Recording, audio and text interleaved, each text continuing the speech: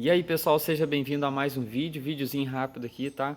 Se você tá com barulho estranho no motor ou funcionando só um cilindro, por exemplo, a minha CB650 são 4 cilindros, são 4 canos desse daqui.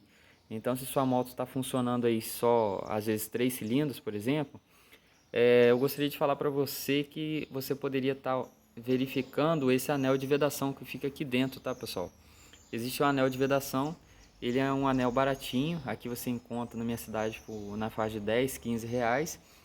E se esse anel de vedação ele não tiver certinho, né, devidamente apertado aqui e tal, e se ele tiver muito amassado, ele vai fazer um barulho muito estranho no motor, tá pessoal? Então seria muito viável você estar trocando esse anel de vedação. Eu tenho vários amigos que estão com barulho estranho e podem resolver facilmente esse problema, tá pessoal? Então não fique preocupado.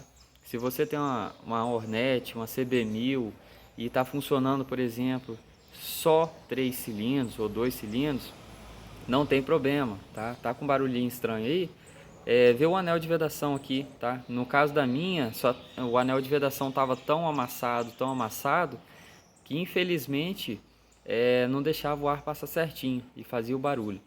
Então pessoal, só trocar o anel de vedação. É um anelzinho barato, você mesmo pode trocar dentro de casa aí, né? Não dentro de casa, senão a rádio patroa fica brava. Então é uma coisa simples de você estar ajeitando aí, tá bom pessoal? É uma dicasinha rápida aqui para vocês. Não precisa ficar preocupado com nada não. A gente tem um vídeo mais detalhadamente falando sobre isso daí. Mas é claro que esse aqui é um vídeo bem rápido para quem tá querendo resolver agora a situação. Vá lá com o painel de vedação da sua moto e coloca, tá bom? E se você tem um problema parecido, pode comentar aqui embaixo. Comenta aqui embaixo que a gente vai estar trocando informações, né? Experiências um para o outro aí. E com certeza vai ajudar bem mais. Espero que vocês tenham gostado do vídeo. Se inscreva aí no canal, dê um like bacana. Tamo junto. Lembrando que todo dia tem vídeo novo aqui no canal. Valeu, é nóis.